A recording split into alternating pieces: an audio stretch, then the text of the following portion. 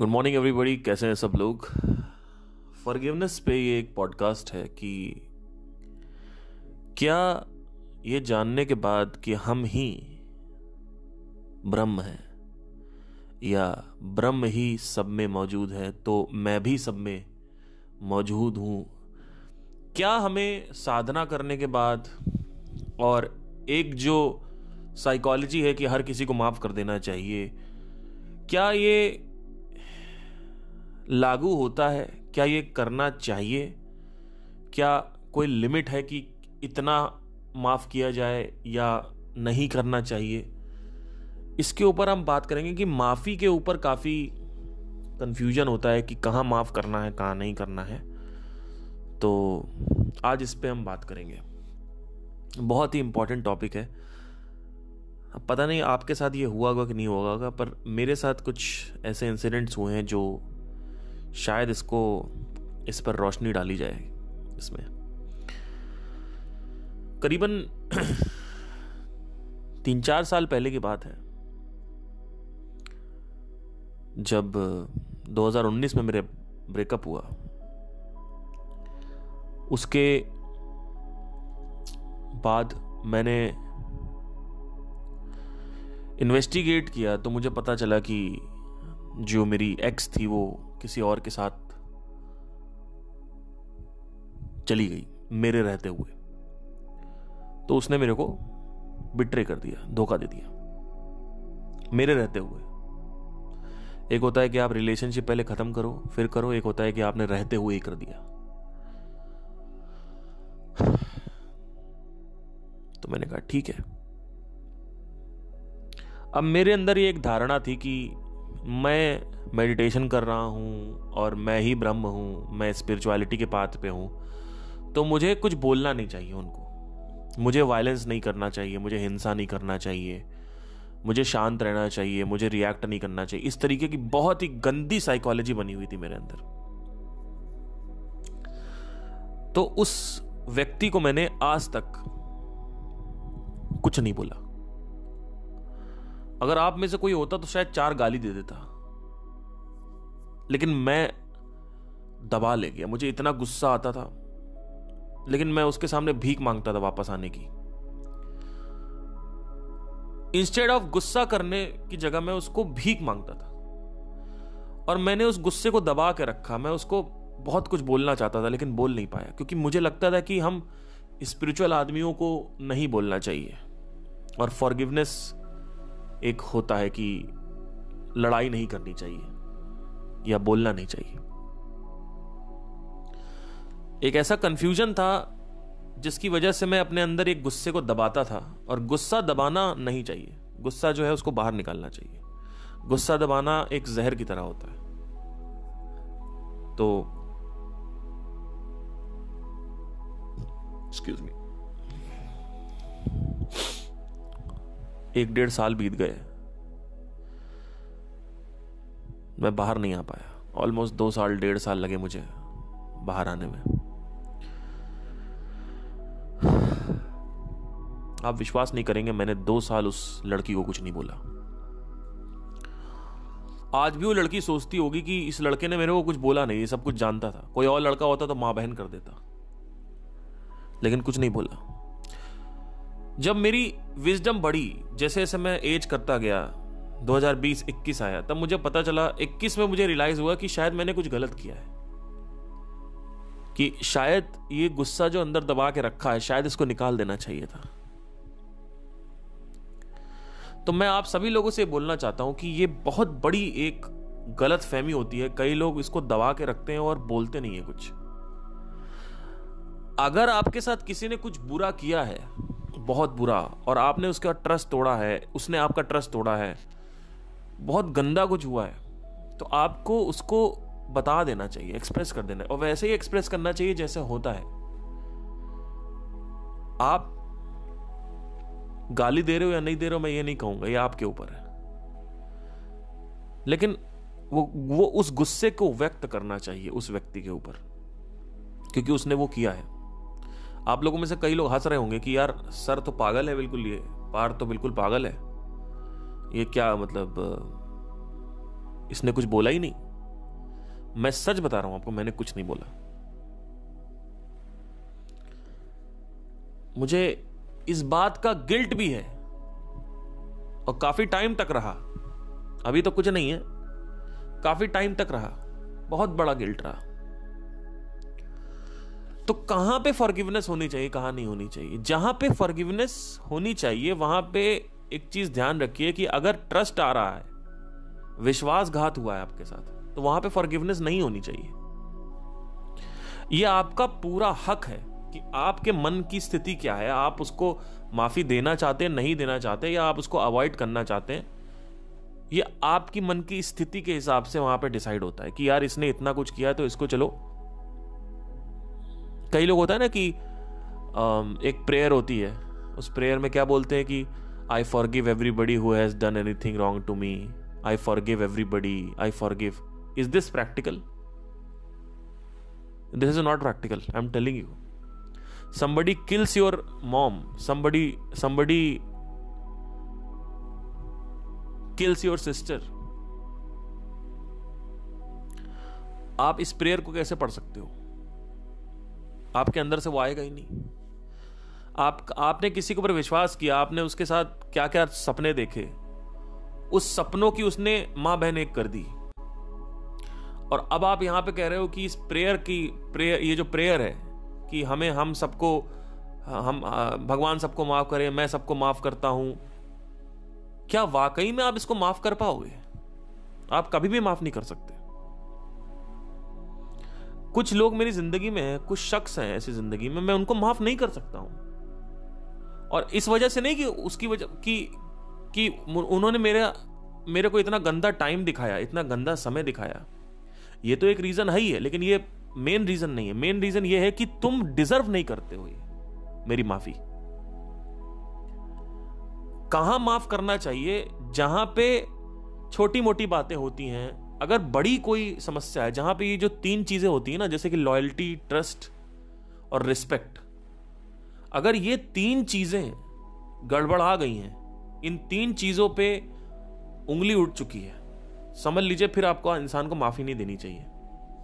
इसके अलावा क्या है कि उसने खाना सही से नहीं बनाया, वो टाइम पे नहीं पहुंचा, वो जो कल रात में उसने बोला कि मैं सुबह जल्दी उठ जाऊंगा फिर नहीं उठा, इन सब चीज़ों में आप माफ़ कर सकते हो, अवॉइड कर सकते हो। कि मान लो जैसे कि मैंने बोला था 10 बजे मेरे को एग्ज़ाम देने जाना है और तुम 10:15 बजे आए हो मेरे को पिकअप करने, तो लड़ाई कर लो 2-3-4 दिन, लेकिन माफ़ी दे दो।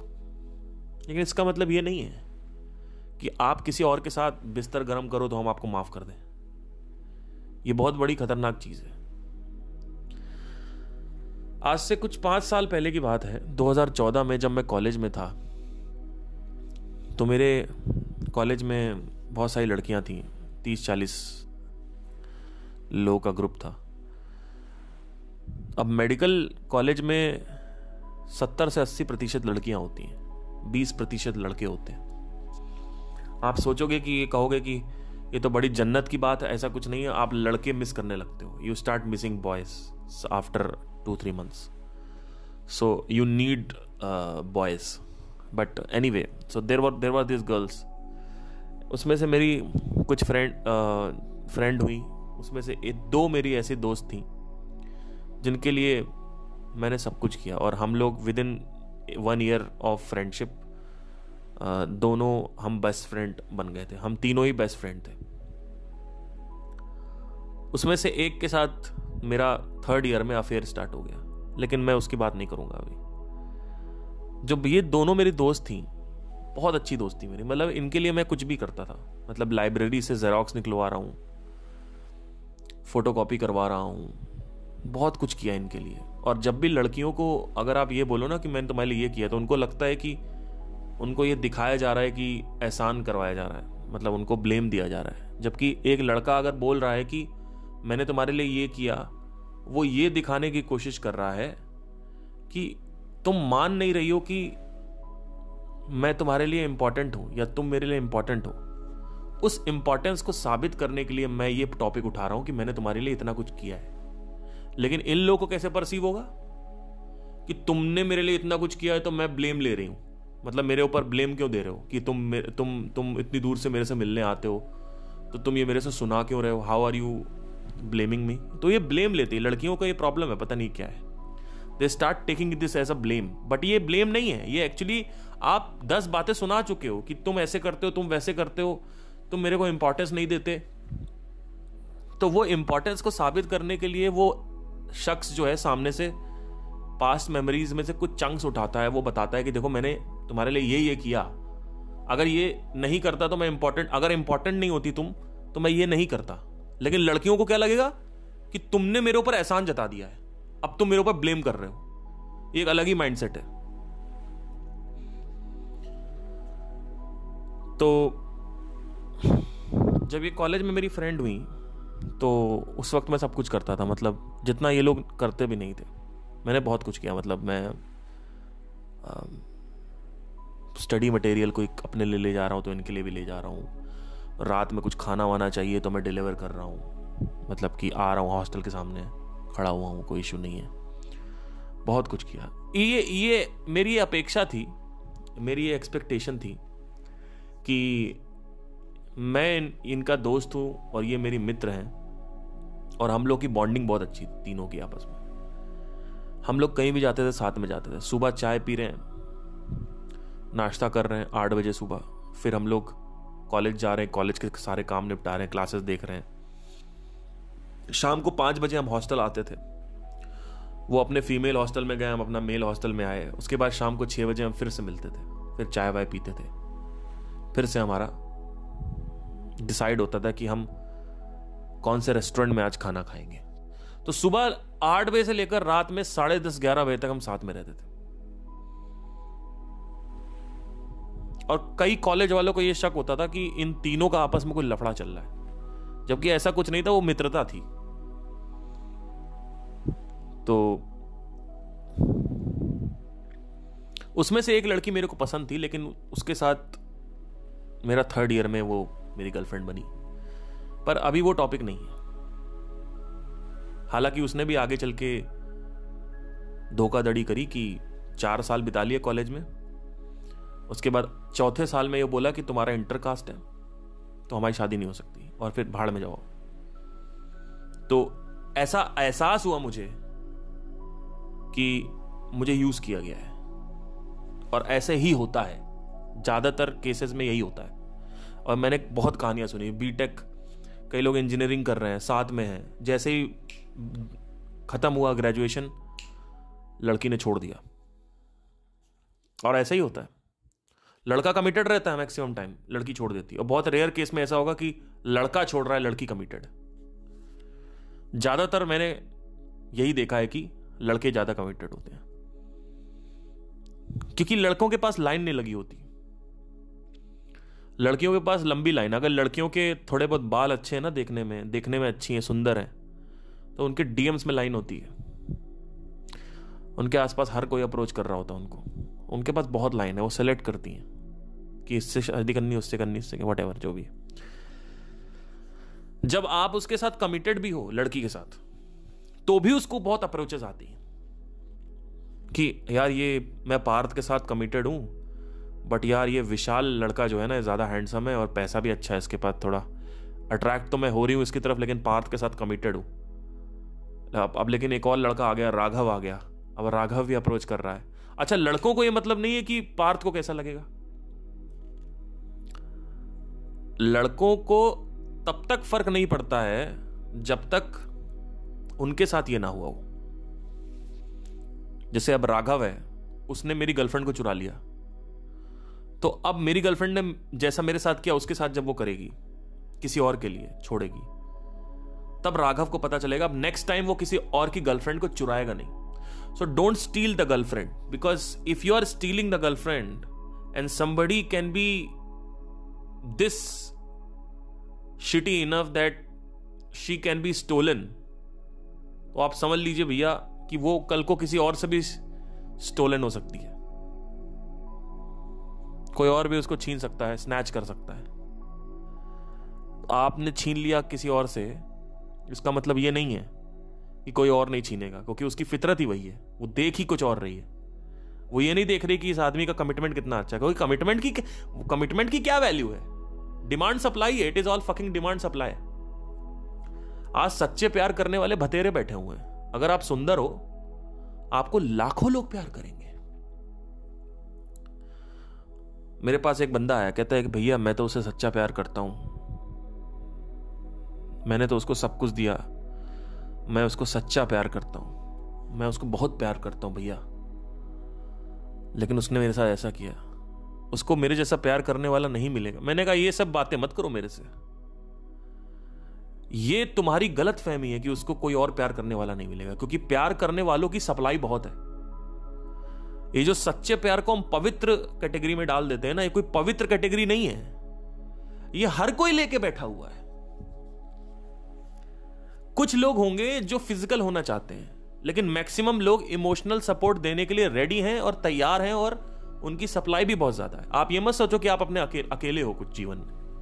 कई लोग सोचते हैं हमसे अच्छा कोई प्यार नहीं कर सकता तुमको, nobody can love you more than me. ये बहुत बड़ा गलत फहमी है। कोई भी लड़की हो, उसको कोई भी कितना भी प्यार कर सकता है, क्योंकि वो सुंदर है। आपको क्या लगता है कि आप ही प्यार करोगे? तो बहरहाल, जो मेरी गर्लफ्रेंड थी उसके साथ 4th ईयर में मेरा अलग हो गया, लेकिन मैं अभी वो कहानी नहीं। कहानी ये है कि जो मेरी ये दोनों फ्रेंड्स थी, इनके लिए मैंने सब कुछ किया, और मैंने ये अपेक्षा करी कि ये कभी हम हमेशा फ्रेंड्स रहेंगे कॉलेज के बाद भी, ये सब कुछ। ये मेरा पहला विश्वासघात था दोस्ती में। इसके बाद मैंने कभी दोस्ती नहीं करी किसी से। अभी भी मेरे फ्रेंड्स हैं, बहुत सारे फ्रेंड्स हैं मेरे, लेकिन मैं किसी को अपने अंदर नहीं आने देता। मतलब मेरे एक दायरा है मेरा, आप उसके अंदर एंटर नहीं कर सकते हो, सॉरी। क्योंकि मैंने पहले कई बार दोस्ती करके देखी, और ये जो 2 लड़कियों से मैंने दोस्ती करी थी, इन दोनों ने ही किसी और लड़के से शादी करी, और शादी करी, ठीक है, आप कोई टेंशन नहीं है, लेकिन आपने मेरी वैल्यू नहीं समझी। जो दोस्ती थी हमारी, उसका मूल्य नहीं समझा आपने जो 4-5 साल हमारे साथ बिताए, वो 4-5 साल आपने कूड़े के डिब्बे में फेंक दिए। आपने ये नहीं देखा कि ये बंदा कितना कमिटेड है। और आपको क्या लगता है कि अच्छे दोस्त मिलते हैं? नहीं मिलते। मैं आपको एक रहस्य बताता हूं। लोग ना शिकायत करते रहते हैं पूरी जिंदगी। क्या शिकायत करते हैं? कि मेरा कोई दोस्त नहीं है।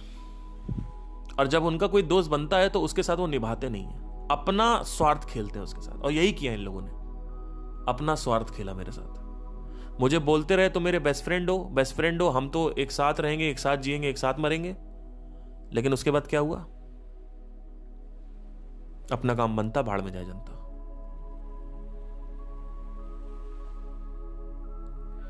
तो अब मैंने इससे क्या सीखा?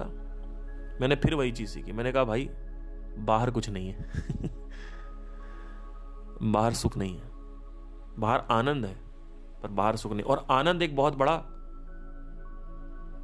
ट्रैप है, जाल है। क्योंकि आनंद के चक्कर में अगर तुम पड़ गए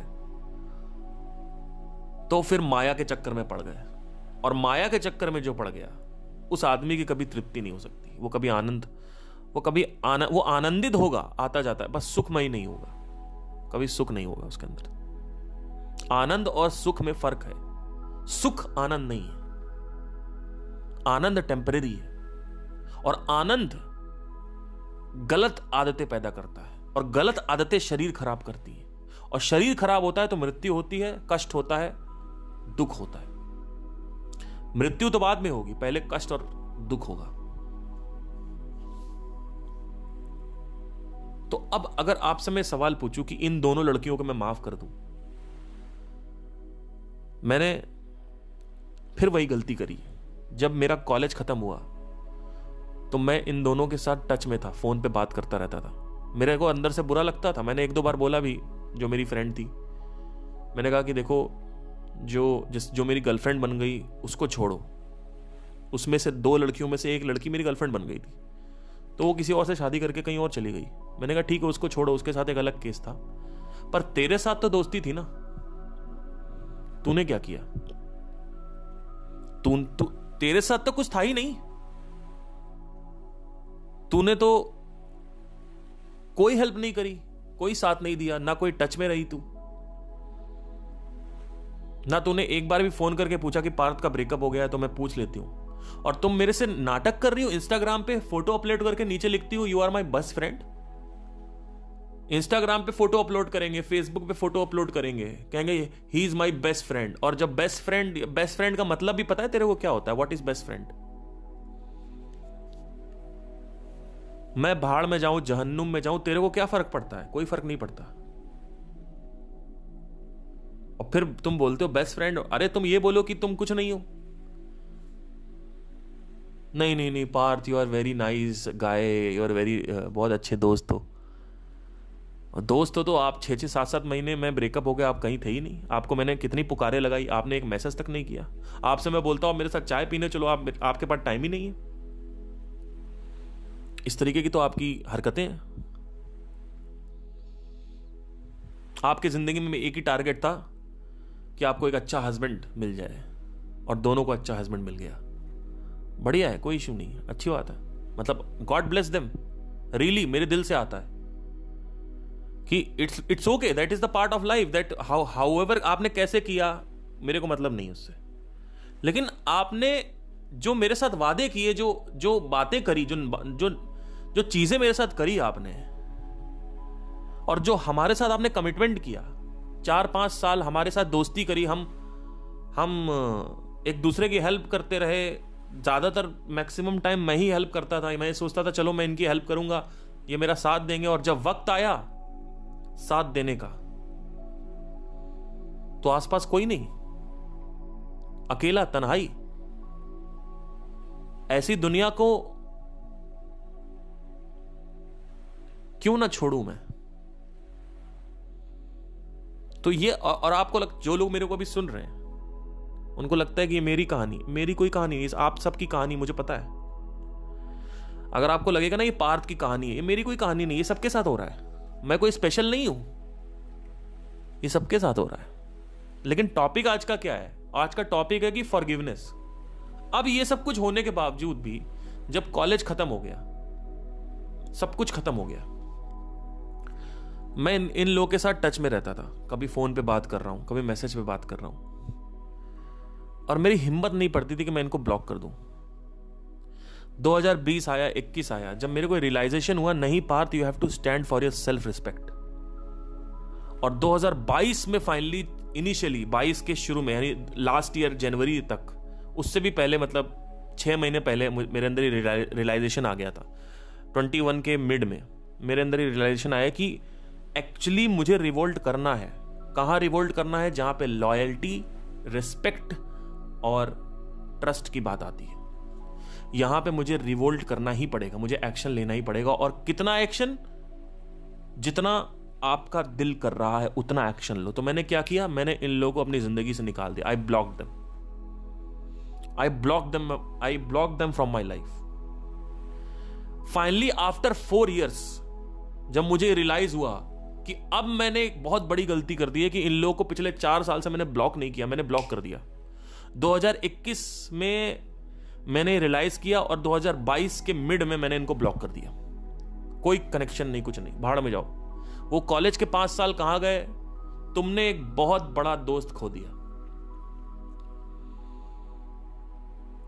आज अगर ये लोग मेरे साथ होते तो मेरी दोस्ती इनके लिए बहुत अच्छी होती। इनको लगता है इनके हस्बैंड और उनकी संतानें उनको सुख दे पाएंगी, तो वो लोग वहां चले गए। लेकिन आपकी जिंदगी में दोस्त भी चाहिए, क्योंकि आपके पास आत्मज्ञान तो है नहीं। जिस आदमी के पास आत्मज्ञान नहीं है उसको दोस्त भी चाहिए। यह मत सोचो कि आपको सिर्फ अपनी पत्नी चाहिए, आपका बच्चा चाहिए, आपको दोस्त भी चाहिए। और दोस्त से एक अलग तरीके की बात होती है। The best relationship in this world is friendship. और आपने फ्रेंडशिप ही खत्म कर दी। आपने फ्रेंडशिप की कोई वैल्यू नहीं समझी। जिस व्यक्ति ने आपके लिए सब कुछ किया, उस व्यक्ति की धज्जियां उड़ा दी आपने। उस व्यक्ति के ट्रस्ट की, रिस्पेक्ट की, रिलेशनशिप की धज्जियां उड़ा दी। शर्म आनी चाहिए आपको। फिर आप कहते हो कि मैं अकेला हूं। अरे भाई, आपके एक्शन ही ऐसे हैं, आपके साथ कोई रहना ही नहीं चाहेगा। उस दिन मेरे को रियलाइज हुआ, जिस दिन मैं अकेला था, मेरा ब्रेकअप हो रखा था, मेरे पास कोई नहीं था बात करने के लिए, उस दिन भी मैंने रियलाइज किया कि अब मैं अपनी जिंदगी में फिर से कसम खा रहा हूं कि अगर मैंने एक ऐसा रास्ता खोज लिया जहां पे मैं अपने साथ अकेले रह पाऊं और खुश रह पाऊं, इन सब से ज्यादा, उस रास्ते को अगर जैसे ही मैंने खोजा, मैं उस रास्ते को कभी भी छोड़ूंगा नहीं और उसको सर्वोपरि रखूंगा, सबसे ऊपर रखूंगा।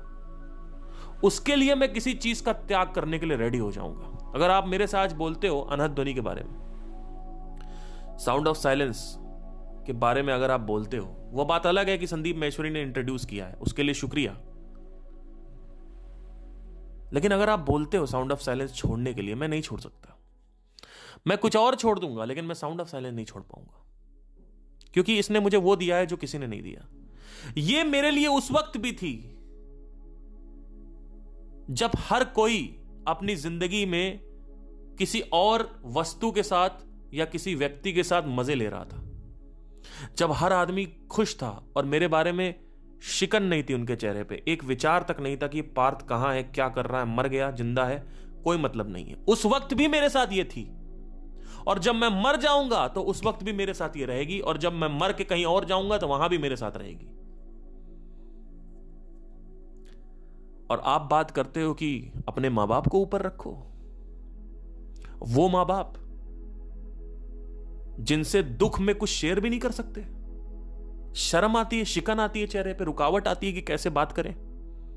एक ऐसे मां बाप जिन्होंने कभी अपनी संतान को दोस्त नहीं समझा और अपने में ही लगे रहे, एक ऐसे दोस्त जो अपनी ही जिंदगी में, अपने ही जीवन में, अपने ही आप को इकट्ठा करने में लगे रहे, अपनी ही स्वार्थ में जीते रहे। एक ऐसे दोस्त जो दूसरे दोस्त के लिए एक विचार तक ना लाएं, सालों सालों तक, वर्षों तक एक विचार ना आए, इन ऐसे दोस्तों के लिए कुछ करने वाला है? ऐसे मां बाप के लिए क्या उम्मीदें रखने वाली है? और ऐसी गर्लफ्रेंड्स और ऐसी वाइफों के लिए जो आपसे शादी कर ही रही है आपका मटेरियल देख के, जहां पे शर्तें होती हैं, जहां पे वादे होते हैं, ये डील्स होती हैं, कॉन्ट्रैक्ट होता है कि तुम्हारे पास गाड़ी होना चाहिए, तुम्हारे पास घर होना चाहिए, तब हम तुमको अपनी बच्ची देंगे, तब मैं तुमसे शादी करूंगी। पापा नहीं मान रहे हैं, पापा इसलिए नहीं मान रहे क्योंकि तुम जॉब नहीं करते हो। ऐसे लोगों के लिए साउंड ऑफ साइलेंस को छोड़ूंगा मैं?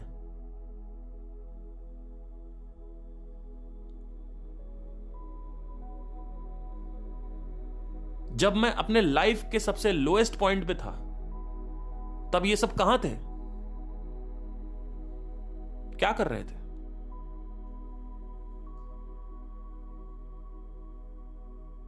मजे मार रहे थे।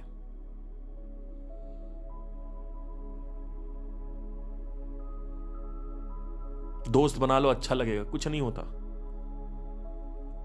शादी कर लो, अच्छा हो, कुछ नहीं होता। गर्लफ्रेंड बना लो, सुख मिल जाएगा, कुछ नहीं होता। अरे उस गर्लफ्रेंड को क्या बनाऊं जो शर्तें रखती है?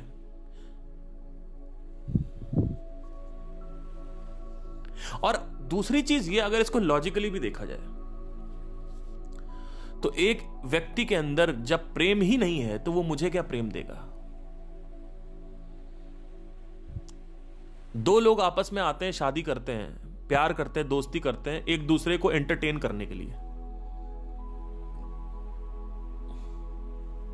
दोनों ही खोखले हैं, दोनों ही सपोर्ट चाहते हैं, इसलिए आते हैं। स्वार्थ है।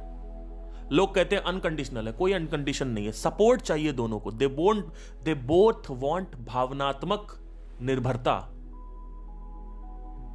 उनको इमोशनल सपोर्ट चाहिए दोनों को। इसका मतलब दोनों खाली हैं। सपोर्ट चाहिए का मतलब क्या है? कि दोनों लंगड़े हैं। किसको सपोर्ट चाहिए होता है? वो जो इंडिपेंडेंटली वॉक कर सकता है या वो जो लंगड़ा है? किसको सपोर्ट चाहिए होता है? सपोर्ट मांगने का मतलब ही है कि तुम अंदर से खोखले हो, और जो खोखला है वो तुम्हारा क्या सपोर्ट करेगा? तो तुम अकेले एक कमरे में बंद रहोगे, कोई तुम्हारे पास नहीं आएगा। उस वक्त तुम्हें सिर्फ भगवान काम आएंगे, और तुम्हें पता होना चाहिए भगवान क्या है, कौन है, क्या करता है, आस्तिक है, नास्तिक है, क्या है। अगर तुम्हें भगवान का एड्रेस पता है तुम वहां चले गए। नेचर से बड़ा प्यार करने वाला कोई भी नहीं है। अगर तुम नेचर के क्रक्स के पास जा सकते हो तो वहां पे तुम्हें वो सोल्यूशन मिलेगा जो तुम ढूंढ रहे हो। तो अब सवाल यह आता है कि ऐसे लोगों को क्या फॉरगिव करना चाहिए? मैंने अपनी गर्लफ्रेंड को फॉरगिव नहीं किया 3 साल तक, वो मेरी गलती। ये जो 2 दोस्त थे मेरे, इनको कभी मैंने फॉरगिव नहीं किया, ये मेरी गलती थी। तो फॉरगिवनेस कहां होनी चाहिए? जहां पे लॉयल्टी है, रिस्पेक्ट है, ट्रस्ट है। अगर ये तीनों चीजें टूट रही हैं तो यहां पे फॉरगिवनेस नहीं होनी चाहिए। अगर आपने किसी पे विश्वास किया है, किसी दोस्त पे, किसी बिजनेस पार्टनर पे, कि चलो बिजनेस बड़ा हो जाएगा तो हम साथ में बड़ा, लेकिन जैसे ही पैसा आया उसकी बुद्धि भ्रष्ट हो गई, उसने आपको डस लिया सांप की तरह। क्योंकि जैसे ही पैसा अंदर आता है लोग डस लेते हैं, उसने डस लिया, तो अब आप क्या करोगे? उसको माफ कर दोगे? ये कहोगे, प्रेयर करोगे, मैं सबको माफ करता हूं, हे भगवान सबको माफ कर, सबको खुश रख। चलो खुश रखना बोल सकते हो कि चलो उसको खुश रखो, लेकिन माफ तो नहीं कर, वो तो मेरा डिसीजन है ना। मैं माफ करूं ना करूं कभी, और कभी कर भी मत देना। आप कभी भी माफ कर भी मत देना। अगर आपने माफ कर दिया ना तो इनको सेटिस्फैक्शन मिल जाएगा, हाँ हमारी कोई गलती नहीं है। इनको पूरी जिंदगी माफ नहीं करना है, जिससे इनको ये रिग्रेट बना रहे कि इतना अच्छा आदमी चला गया मेरी जिंदगी से, या इतनी अच्छी औरत चली गई मेरी जिंदगी से। इस वजह से आपको फॉरगिव नहीं करना। अगर आपने फॉरगिव कर दिया तो कहेगा मेरी कोई गलती नहीं है। ये ऐसे बैठ जाएंगे पीछे की तरफ, कहेंगे मेरी कोई गलती नहीं, हाँ मैं मतलब सही हो गया, इतना कुछ नहीं था। अरे इनको देना ही नहीं है। लेकिन अगर कोई गिड़गिड़ा रहा आपके पैर पे आके गिर गया कि भाई मेरे को माफ कर दे, तब आप उसको माफ करो। लेकिन तुम्हारे अंदर साला इतना भी कर्टसी नहीं है कि तुम आके मेरे से माफी मांग सको कि मुझे माफ कर दो। एक प्यार से 4 लाइनें बोल दो कि मेरे को माफ कर दो। वो तो कभी होएगा ही नहीं। ना आपकी कोई पुरानी एक्स आएगी आपसे बोलने के लिए, ना आपका कोई पुराना दोस्त आएगा कि भाई मेरे को माफ कर दे। बहुत रेयर केस में ऐसा होता है कोई आया, और अगर कोई आया है जो जेन्युइनली माफी मांग रहा है तो समझ लो उसको माफी चाहिए और उसको माफी दे दो। फिर उसके बाद कॉन्फ्लिक्ट खत्म, कॉन्फ्लिक्ट की कोई जगह नहीं है। लेकिन अगर कोई आदमी आपको धोखा देके भाग गया और आपका नुकसान करके भाग गया, आपको हर्ट कर दिया बहुत बुरी तरीके से, तो उसको कभी माफ नहीं करना चाहिए। आजीवन उसको बोलो कि भाई मैं तू। और कहां पे माफ नहीं करना चाहिए? लॉयल्टी, रिस्पेक्ट और ट्रस्ट। अगर कोई आपको कंटाप मार दिया 20 सड़क पे सबके सामने, तो आप उसको माफ करोगे क्या? रिस्पेक्ट है ये, कभी माफ नहीं कर सकते। कोई बहुत बड़ी सभा थी, वहां पे कुछ उल्टा सीधा रिवील कर दिया आपके बारे में, या आपको मां बहन की गाली दे दी टीवी पे, तो आप उसको कैसे माफ करोगे? पॉसिबल ही नहीं है। डिपेंड करता है कि कितना आपने हर्ट किया है। अगर आपने डैमेज ज्यादा कर दिया है तो आपको माफी मांगनी पड़ेगी, लेकिन आप कभी माफी मांगोगे नहीं, क्योंकि आपके अंदर शर्म नहीं है। शर्म, आपके अंदर कोई शर्म नहीं है। There is no shame inside you. तो आप क्या माफ करोगे? दोस्ती में भी मैंने बहुत कुछ एक्सप्लोर करके देखा, वहां भी लोगों ने मेरा साथ नहीं दिया।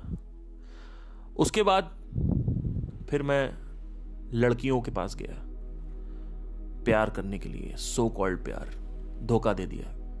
वहां भी कोई मतलब नहीं है। और अगर नहीं भी दिया है लेट्स से, तो वहां पे आपको कुछ टाइम बाद रियलाइज होगा कि इसमें सुख नहीं है। आनंद तो है, सुख नहीं है।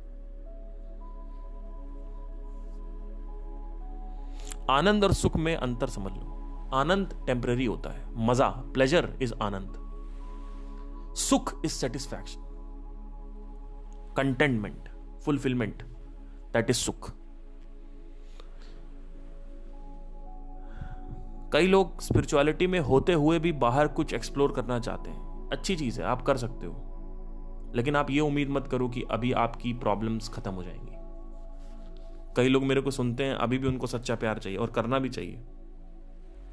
मैं अगर ये बोल रहा हूं कि दोस्ती बेकार है तो इसका मतलब ये नहीं कि आप दोस्त नहीं बनाओ। मैं अगर बोल रहा हूं कि सच्चा प्यार बेकार है तो इसका मतलब ये नहीं कि आप सच्चा प्यार न ढूंढो। आप देखो कि सच्चे प्यार में कितनी सच्चाई है। सच्चे प्यार में कितनी सच्चाई है वो पार्थ सिंह नहीं बताएंगे आपको, वो आप खुद बताओगे अपने आप को।